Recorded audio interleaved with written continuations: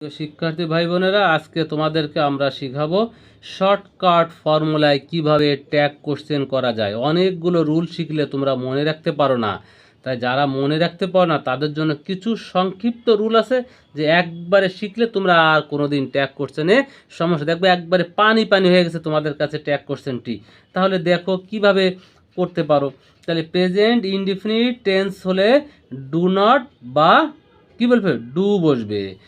আর যদি ভার্বের শেষে এস বাই এস থাকে তাহলে ডাজেন্ট বা ডাজ বসবে। সবার শেষে সাবজেক্ট বসবে। পাস্ট ইনডিফিনিট টেন্স হলে ডিড নট অথবা ডিড বসবে, শেষে সাবজেক্ট বসবে। সেন্টেন্সটি যদি অ্যাফার্মেটিভ হয় তাহলে সবসময় আমাদের নেগেটিভ করতে হবে, নেগেটিভ হলে সবসময় অ্যাফার্মেটিভ করতে হবে। অ্যারো চিহ্ন দেওয়া আছে, অ্যাফার্মেটিভ হলে নেগেটিভ, নেগেটিভ হলে অ্যাফার্মেটিভ। এক্সক্লেমেটরি সেন্টেন্সে ট্যাগ কোশ্চেন করতে গেলে সব সময় তোমরা ইজেন্ট বা আরেন্ট লিখবে। সাবজেক্ট যদি থার্ড পারসন সিঙ্গুলার হয় তাহলে ইজেন্ট, যদি থার্ড পারসন প্লুরাল নাম্বার হয় তাহলে তোমরা আরেন্ট লিখবে, আর শেষে সেই সাবজেক্টটি বসে যাবে।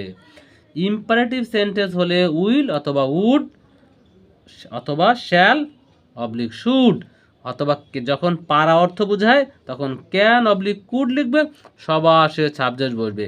তোমরা মাত্র এই 5টি নিয়ম একটু মনে রাখলে দেখবে তোমাদের ট্যাগ কোশ্চেনটি বাইরে একদম পানি পানি হয়ে গেছে, খুব সহজে শিখতে পারবে। আমাদের পরবর্তী ক্লাসে পার্ট 1 পার্ট 2 তোমরা দেখবে প্রত্যেকটা ট্যাগ কোশ্চেন তোমরা নিজেরাই করতে পেরতেছো।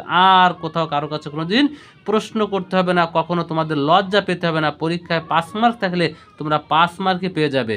ঠিক আছে, তাহলে আমাদের পরবর্তী ক্লাসে একটু দেখার জন্য তোমাদেরকে অনুরোধ জানাই। আমাদের চ্যানেলটিকে তোমরা সাবস্ক্রাইব করবে, বেশি বেশি শেয়ার করবে।